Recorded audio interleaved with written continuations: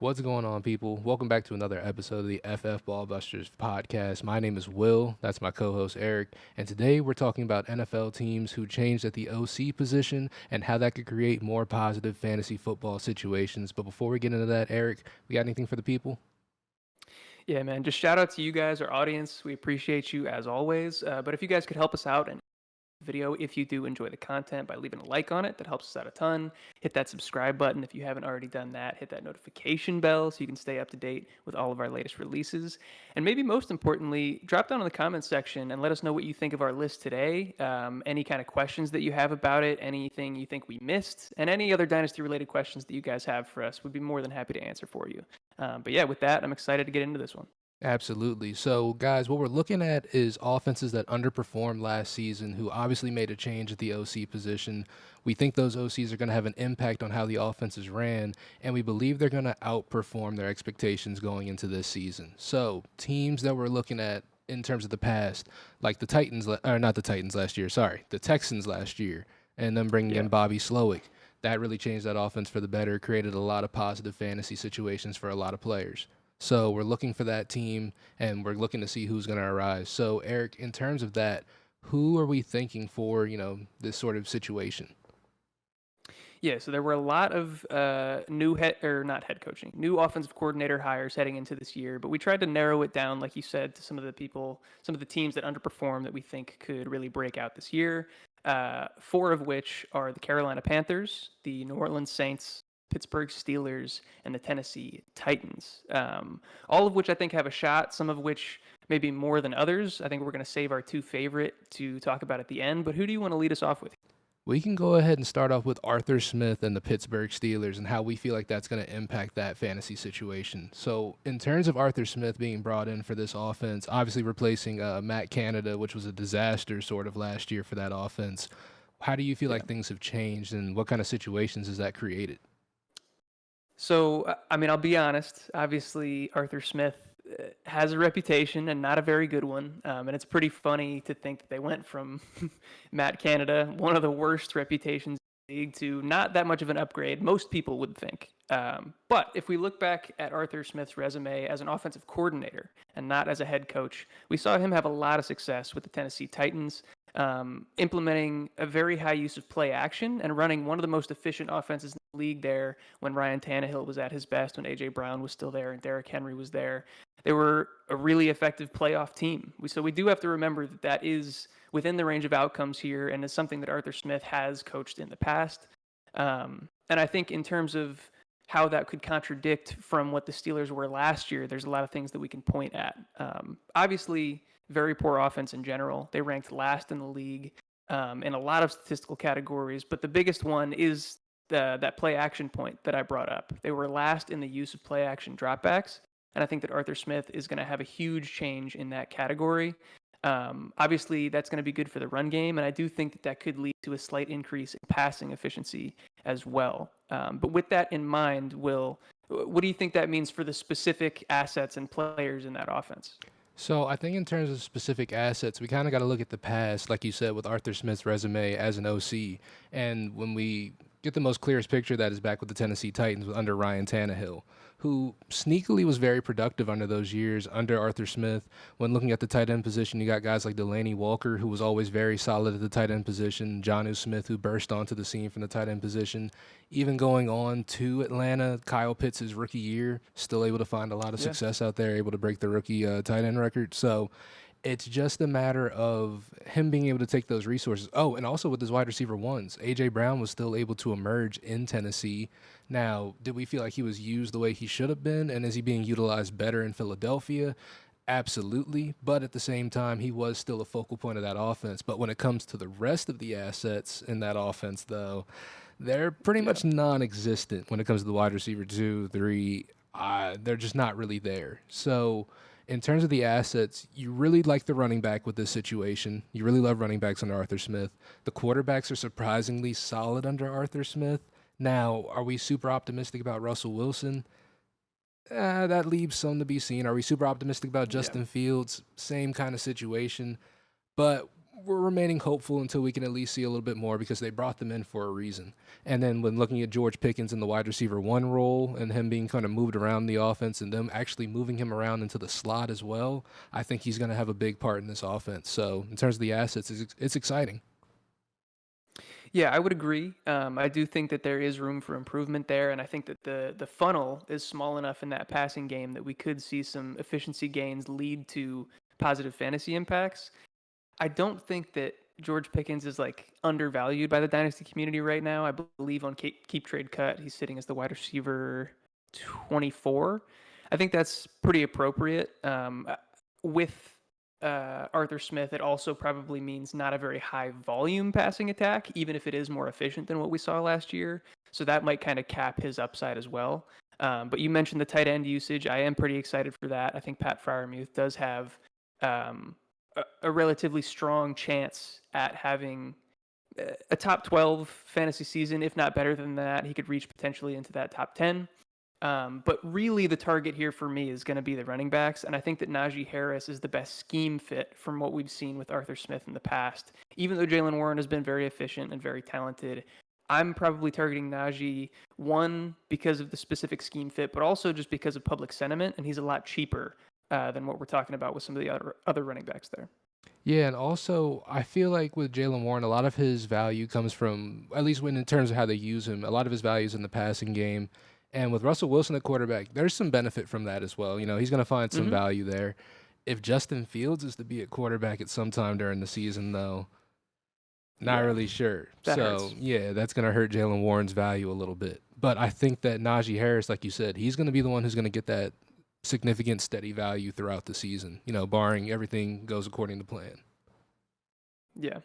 So that's one potential team that, kind of fits that mold where they had a poor offensive scheme, poor offensive results, and could potentially, with the change, boost those stats up, but maybe not our favorite of the four to kind of break out this year. Let's move on to the New Orleans Saints. Clint Kubiak comes in as the new offensive coordinator there, after replacing Pete Carmichael, who had been there for the last 15 years or so, mostly under Sean Payton, so he wasn't really the play caller for a lot of that time.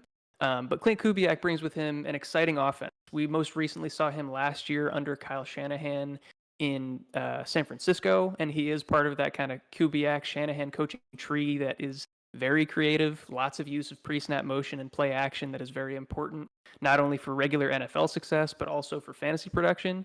And so I do anticipate this giving a bump to the passing game specifically, and those pass catchers. I was surprised when I went back and looked at the stats for last year that the Saints were actually in the top half of the league in terms of scoring and yardage.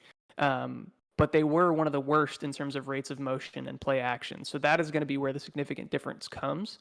And with that, what do you think that means for those specific offensive pieces? So, like you said, with them motioning more, with them adding more deception to the offense, with more play action, it's really going to open up the passing offense a lot more, and that's going to really benefit the wide receivers here. So, guys like Chris Olave, who he's already priced pretty high at the wide receiver 11 at this point.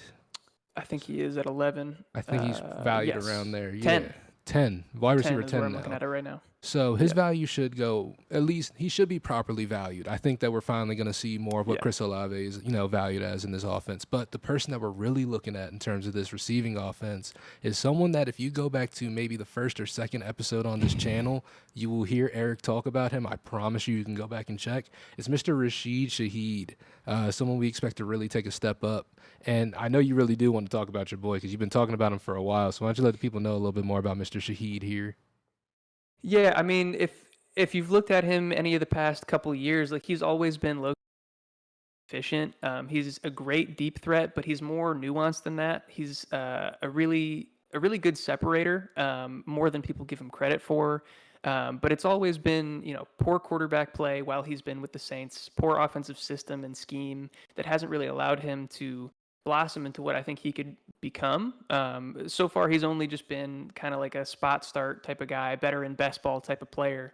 But I think with a guy like Clint Kubiak coming into this offense that can really utilize him the way that he should be used, I think there's a chance that he could sneak his way into wide receiver 3 territory. And currently, he's not being drafted anywhere near that and not being valued that in Dynasty either. So yeah, I think that that's a great shout out. I think Rashid Shaheed is going to be a big beneficiary of this change. I also think it's going to change the run game a bit. Yeah. Kubiak he's been known for having really efficient run games. We saw that obviously in San Francisco, and we saw that as far back as when he was with the Vikings, his last time as an actual play caller. Now, some people might point to the fact that they always had great personnel. We're talking about, Nick Chubb and Dalvin Cook were there while he was coaching those teams. But even the backups and when Nick Chubb was injured, they were still really efficient and among the highest volumes in the league. I'm not sure how the running backs that are currently on the Saints are going to mesh with that system. I believe he's more of an outside zone scheme type rushing system. Alvin Kamara and Kendre Miller don't really have much history using that scheme. So we'll have to see how that kind of plays out. But I do expect more volume to be going their way for sure. Yeah, I think that, while in terms of talent and in terms of maybe even how these rushers prefer to run the ball, the scheme may not be the best fit, but I think they're going to try to find the best way to fit them into the scheme. Something else in terms of news we've been getting out of the camp is that a certain Mr. Hill has also been getting a lot of touches at running back as well. What are your feelings on that? I mean, you know my feelings. You saw my reaction. I'm not happy about it. Yeah. I don't want Taysom Hill to continue to be weirdly involved and take touches from Alvin Kamara, take touches from Kendre Miller. But yeah, all signs really point to him being maybe not a focal point. That might be putting it too strongly, but significantly involved in this offense, in the backfield and as a pass catcher. So yeah, we keep talking about him every year as like kind of a sneaky guy to get involved, and it seems like it's going to happen again.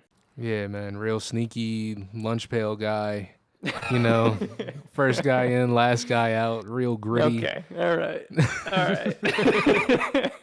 But it might be fire up Taysom Hill season, guys. As much as it makes me want to vomit saying that sentence, it may be the case. Honestly, he could be weirdly involved, and at the tight end spot, if he's able to be played there, that could be extremely valuable for you, especially if he gets red zone touches. So stay tuned. Which I think he will. Yeah, I think so as well. Yeah. So okay, who are we highlighting? We highlighted Najee, kind of Pat Freiermuth from the Steelers offense. We like Olave to have a better season, but not necessarily to outperform his expectation or his current dynasty value. We think Rashid Shaheed and unfortunately probably Taysom Hill are going to be the beneficiaries here in New Orleans. So we got two more to go. I think these two are some of our favorites to kind of fit that same mold as the Texans last year. Will, who do you want to go to next? So the next team that I want to talk about is the Tennessee Titans, and this team is actually my favorite for at least most improved. Now, do I think they're going to make the playoffs and they're going to bust the doors down like the Texans did? I don't necessarily think it's going to be that meteoric, but I think there is a lot of untapped potential that was found in this offense through, after they started Will Levis and they started to really air things out a little bit more. And with bringing in Brian Callahan, that's going to pretty much increase that even more, I feel like. I think that's going to open it up. The passing volume should increase even more. You got guys like D-Hop and Calvin Ridley brought in to be a part of this receiving core. Tyler Boyd as well was brought into the Tennessee Titans, I believe, to be the wide receiver 3. So the wide receiver core looks amazing. When referring to Calvin Ridley, Callahan referred to him as having sort of the Jamar Chase role in the offense. Now, that's not to say that he's going to be the target hog that Jamar Chase is. I didn't really take it as that. It's more so that they're going to be using him as that decoy motion, move him around the field a lot. If he gets open and he ends up getting the ball as a result of that, obviously they're going to throw it to the guy who's open. But at the same time, I don't think it's going to be super huge. As we've talked about, if you check out our last video in terms of veteran buys, I'm pretty high on DeAndre Hopkins as well. So go and check out that if you really want to hear more about that one, in my opinion there. But I think this offense has a lot of untapped potential in the direction that they're moving in. And with the running backs brought in as well, with Tony Pollard and Tyjae Spears, they're really sort of the same running back, but just, Tyjae Spears is the younger version, missing an ACL. Tony Pollard's the older version with, the veteran. So in terms of who's going to lead any given game there, it could be any given person. I would lean towards more of the youth side of things towards Tyjae Spears, but it really could swing either way. But I'm excited about this offense and them really being utilized in terms of, having a wide receiver 3 out there that can actually produce, as we've seen in the past with Brian Callahan offenses. That wide receiver 3 has been pretty valuable out there on the field. So I'm just Yeah. excited about all the pieces that could provide value in this offense. Yeah, absolutely. I couldn't agree more. I also want to give a shout out to Scott Barrett. He put out an article that details a lot of these OC changes and what he expects to happen. And so part of what I'm talking about here is coming from his article. Brian Callahan, he specifically pointed out as being one of the most exciting hires of this offseason, specifically due to his pass rate over expectation history. The Bengals, in his time or not as the play caller, but in his time with the Bengals, they led the NFL in pass rate over expectation at 13.7%, while the Titans ranked fourth lowest in the same stat at negative 4.7%. And all of the Coach Speak Index has been saying the same thing. All of the indicators point towards them having a crazy high pass volume, which is going to be a significant change that from anything we've seen in like the Mike Vrabel era of the Titans. So like you mentioned, these pass catchers I think are going to have a lot higher ceiling. Obviously, we have to see what Will Levis does and if he takes the next step. But I think that he's capable of it physically. Obviously, we just have to see if he puts together the mental side and kind of the game management side that would allow that offense to kind of unlock. And I think you made a good point about the running backs as well. Every time Brian Callahan has gotten onto like a press conference or onto a mic this offseason, he's always brought up the running backs as the guys that he's most excited to watch. And I do see there being a reason to favor Tyjae Spears by a little bit. I think it's also in this article that the Bengals used one of the highest rates of shotgun of any team in the league. And Tyjae Spears, going back to college, is maybe one of the best shotgun runners in like nearly the history of college football. He's incredibly efficient out of shotgun, which is kind of uncommon for most running backs. Them typically be more efficient out of like I formation and typical single back formations. But seeing that makes me really excited for what he can do in this offense as well. Absolutely. And also a note that they made in this article, Brian Callahan brought over his dad, Bill Callahan, who is one of the best offensive line coaches in football, which is something that the Titans needed desperately because last year they had one of the worst offensive lines in football. So even if they're able to improve a little bit, you know what I mean, from the worst to somewhere in the middle, that should be a huge improvement on last year as well. Absolutely. So yeah, I see the this is your favorite. My favorite is next, but I absolutely see the pathway for the Titans to have a dramatic leap from where they were last year and have a lot of fantasy viability from multiple positions, really. Absolutely. So who do you have for your last team situation?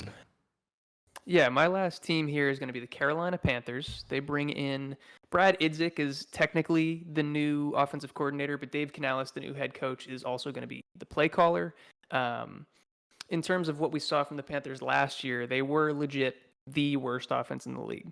Like it can only go up from here. So that alone, I'm already excited for what can happen. But to get specific, they were last in yards per game, passing yards per game, and points per game. They also ranked third to last in both their use of pre-snap motion and play action. We've been harping on that this entire video. I think it's important to note that those are both really important indicators of improved fantasy success for an offense. When you see high play action rate and high pre-snap motion rate, you're typically going to get your best fantasy producers from those offenses. The Bucs under Canales ran 37% more pre-snap motion and 32% more play action dropbacks than the Panthers did last year. So that's incredibly significant in that jump. And then also just the track record that Canales has with quarterbacks, whether it be Geno Smith in 2022, Baker Mayfield in 2023.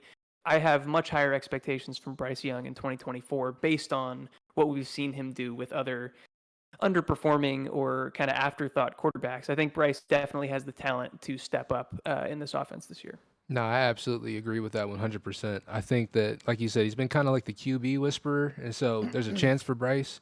But also with them bringing in Deontay Johnson, obviously, like the wide receivers had a hard time separating, so they brought in the best one in the league to come and do that, at least in our opinion and a lot of other analysts' opinion as well. Deontay Johnson's got the juice, and I think that he's going to add a lot to this team out there. And like you said, with Dave Canales and the way that he runs his offenses, he really likes to have a bell cow running back. So last year we saw Rashad White get an immense amount of volume. Whether he deserved that or not, that's up to you guys in the Yeah. crowd. But he got it regardless. And when looking at this situation with Jonathan Brooks, when he comes back healthy, if he's able to get that volume, just imagine a Rashad White who's good at football, and you got really good fantasy success with Jonathan Brooks. I'm taking ribs, by the way. Yeah. Rashad White, he's got my respect. He did what he did last year. I don't know Yeah. if he's going to do it again, though. But, I digress. I think Jonathan Brooks is going to be awesome in this offense. Yeah. No, I completely agree with that. I think more creative play calling, which we know is going to be there. Better quarterback play, which we expect based on what I talked about with the quarterback history. A much improved offensive line as this team invested both in the draft and in free agency in their offensive line. So I think that's going to be better. That all points towards significant offensive improvement and more fantasy production for the Panthers. And then, like you mentioned, it's a pretty small funnel, a small group of guys that fantasy production is going to be running through. So Bryce Young, I'm not going to be targeting him in redraft, but if people are kind of bailing on him in Dynasty, I could see him being a good QB2 in Superflex leagues. And then you mentioned Jonathan Brooks. I think he has absolutely the ability to hit the ground running his rookie year, whether it be for redraft or for Dynasty, and be great. And then Deontay is my favorite buy of the entire group. I'm slightly higher than consensus on all of them, but especially him. I fully expect him to put up wide receiver 2 numbers, if not better, this year. Yeah, and honestly, Deontay Johnson might be the best wide receiver to draft and redraft like we've seen in a while, honestly. One of the best values we've seen in a while. If he does Yeah. what we think he's going to, and I'm sure he will, to be honest with you. And when Yeah. looking And we've. Oh, go ahead. Go ahead. Go ahead. I No, was you got it. I was just gonna say when looking at the tight end position under Canales, he does use tight ends a lot, but I'm not gonna really use that to get too optimistic too soon because we really haven't heard anything about any of the tight ends out of camp for these guys. So we don't Yeah. know who the guy is back there yet. But Yeah, they have Tommy Trimble. They drafted why am Jatavion I blanking? Sanders. Jatavian Sanders. And Canales was quoted as saying they're not looking for a tight end to be a bruiser blocking tight end. They want the kind of athletic receiver tight end build to succeed in their offense.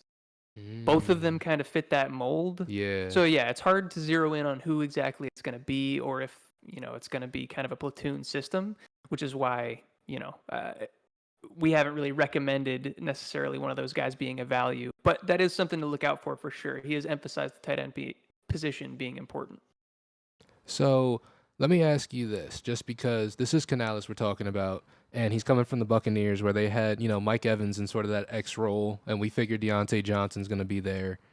Who do you think is going to fill out that secondary role in terms of the, Chris Godwin sort of role? Or do you think that's really just going to be Deontay Johnson? We kind of need you to do everything until we figure out who this other guy is.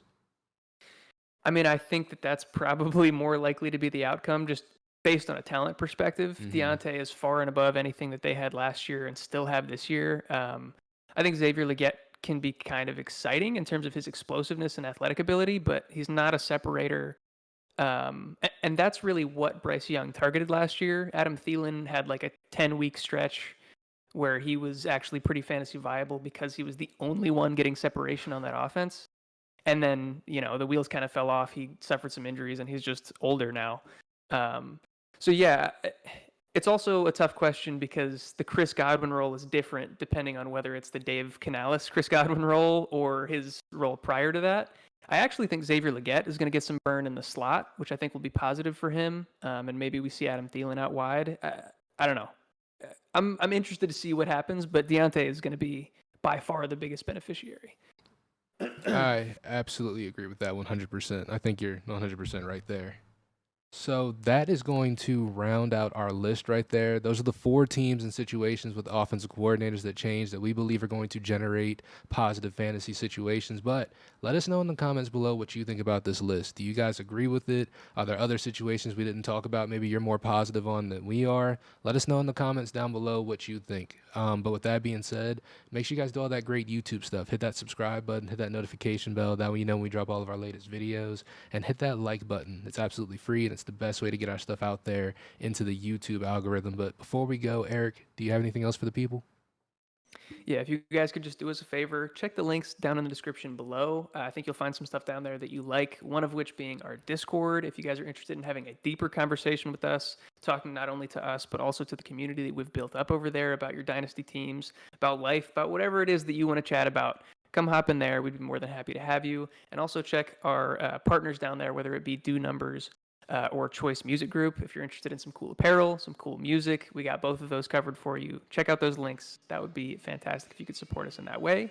But yeah, I think that's all I got. As always, we appreciate you guys. And if you made it until the end of the video, we love you. We'll catch you in the next one. Peace. Peace.